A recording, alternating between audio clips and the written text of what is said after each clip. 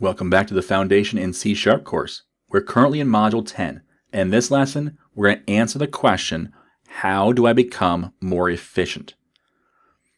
So, becoming more efficient at what you do is really important because as you move up the chain from junior developer to intermediate developer to senior developer, that process, part of it is becoming more efficient at what you do.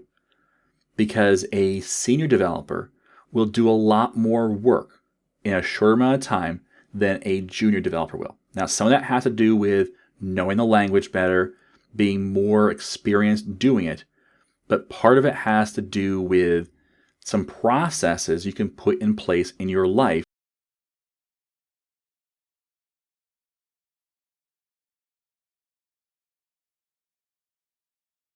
on your memory.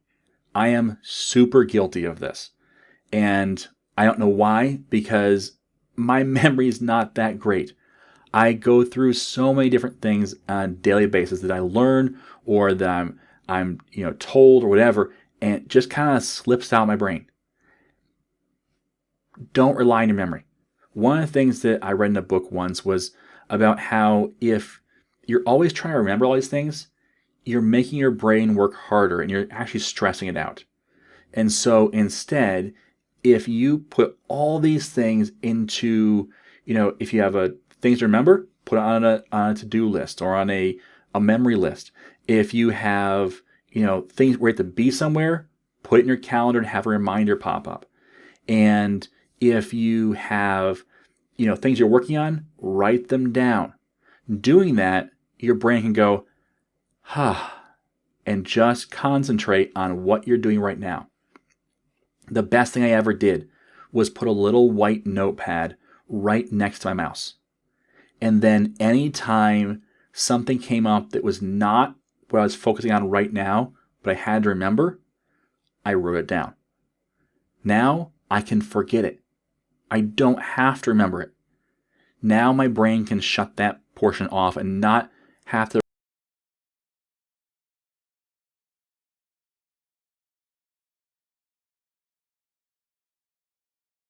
crammed in there. So don't cram too much stuff in there. Document what you've learned in a way that makes sense. Okay? So this makes it easier to review later, and it also doubles as great content that you can share with others. So if you're learning about a new thing to do in code, document it. Write down what you learned. That turns into a blog post pretty simply. Okay? We talked about that last lesson. But if it's about a, something you learned in your code base, maybe you found out that there's this thing you have to work through in certain circumstances. Write it down and then put that in your documentation in your code base.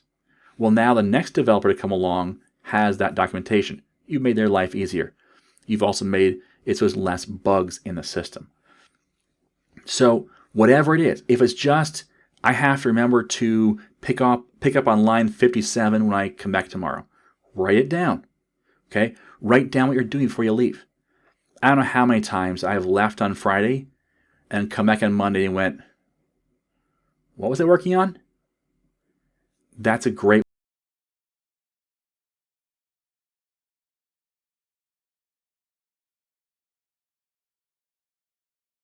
system that is broken.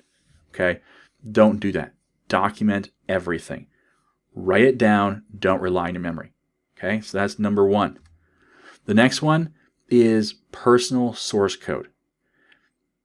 People often get this confused with an actual working library. Typically, it's not. Typically, instead, it's a place to hold source code that you copy and paste. I know that sounds backwards. We don't like copy and paste. We want to, be dry and don't repeat yourself. And so we want to have a NuGet package that we always pull in. Not always possible. So if you're working on a company code base, create a personal repository of code patterns that you do. One of the things I do a lot is I create a couple of things in Dapper for making my life easier?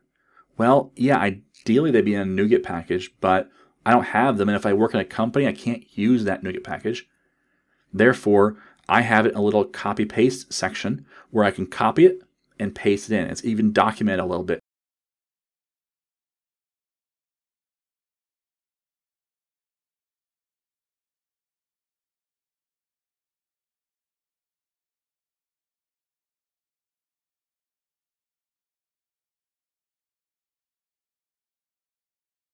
I'm good to go.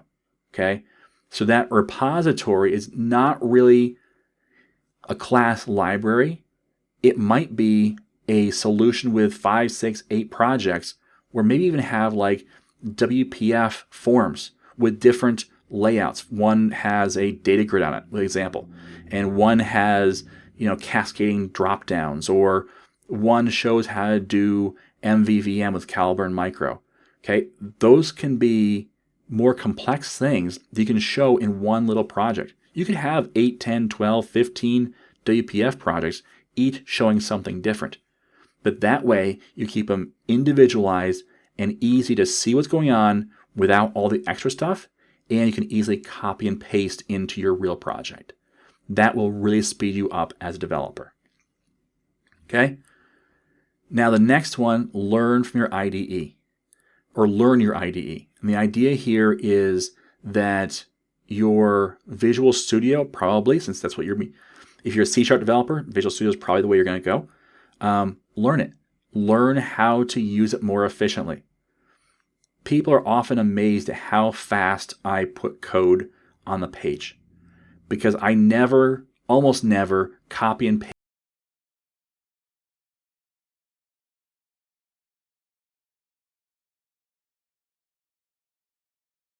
models all the time. And so I found the shortcuts. So there's a snippet called prop. If you type prop and then tab twice, it's going to create a property, and then you fill in 2 pieces of data. You fill in the type, so it starts off with int, change it to string or whatever, and you tab over and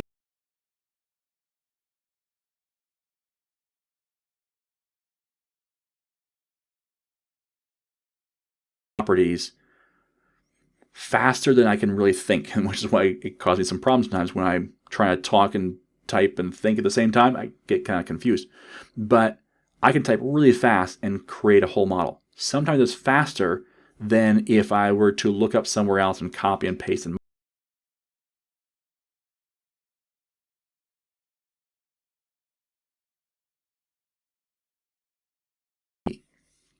So learn those shortcuts. Control KD formats a document. Well, Control KD, boom, formats a document, move on. Okay. Now, the key here is don't just learn all the shortcuts. Visual Studio has, I'm going to guess, 10,000 shortcuts, it feels like. Okay. Most shortcuts in Visual Studio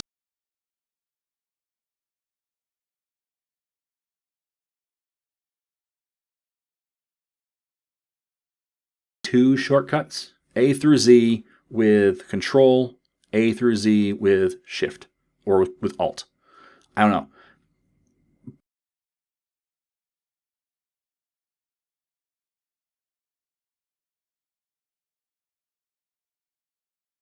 Few of them. I know the ones that work for my process. And so I didn't just go into Visual Studio and say, okay, let's memorize all the items in the view menu. Because you know what? You can show the property menu with a command key. You can show, the SQL Server Object Explorer with a command key. I'm not going to do those things. I do those things once in a while. That's easily not going to take up my time to do it once in a while. So I'm going to just use my mouse, click, and find it, and click it again. But the things that I will do all the time, creating properties, I'm going to learn how to do it as efficiently as possible. There's a lot of things like that. So learn your process first and learn what you're doing a lot of. And then figure out how to do that quicker. Don't try to learn a shortcut first and then do it. I've seen it way too often. It takes up way too much of your brain power. do the shortcuts after you learn what you do most frequently and learn the shortcuts for that. Maybe you've got a great brain.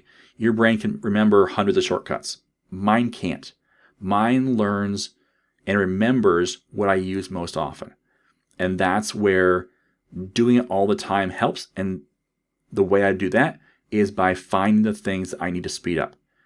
It does not benefit me to know how to show or hide the SQL Server Object Explorer window with a shortcut. I do that once or twice a project, but create a property, I do that dozens of times on a project, maybe even hundreds. That has saved me tons of time. Okay, so learn your IDE based upon how you use it. Learn how to make it better, how to make it faster. I often see people asking about third-party applications. A big one is ReSharper. And so they ask, well, what do you think about ReSharper? I use ReSharper all the time. I think it's awesome. And you know what? ReSharper has some great stuff. I am not going to in any way knock them. Okay, so don't think this is knocking ReSharper. But did you find out if your IDE could do those same things?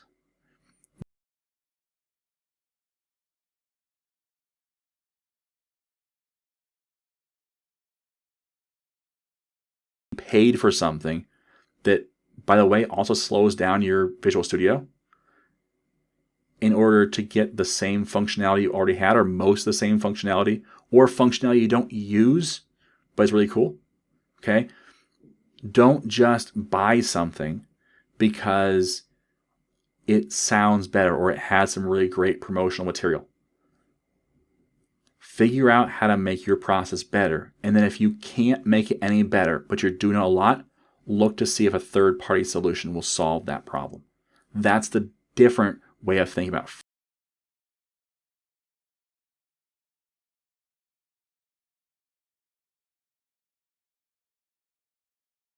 using Visual Studio, and then if you have to, a third-party application.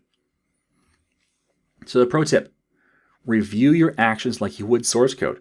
Okay? We're developers. We understand how to do this. We understand how to not repeat ourselves. And we practice that daily. Don't just do it in your code, do it in your processes. Figure out how to not repeat yourself or reduce that repetition as much as possible. Okay? Look for repetition and then work on how can I remove that repetition from my process. All right, so your homework. Create a place you can store code bits that you use often. Okay? Again, don't worry about turning this into a DLL. Don't focus on this being usable as a standalone project. Focus on I can quickly copy and paste into a new project. This is great to take from business to business if you can. Where you can come in with, this has been a whole library of personal code that I've written that I can copy and paste. And maybe you can't take it between businesses, but then start it over and put some stuff in there that you know of and start building it back up and make it better. Where you have this library that makes you faster. Because if you're faster, you'll get more stuff done. If you get more stuff done, hopefully your management, your boss will notice that. Either way, you're getting more stuff done or being more effective. But that also leads you to move up the path, up the career track as a developer, and makes you a better developer as well. So don't shy away from that. Embrace it. Create a place you can store your code and then copy and paste it if necessary, if you can't just use like a NuGet package or something else. Okay? That's your homework. Create that and then come back and watch the next video.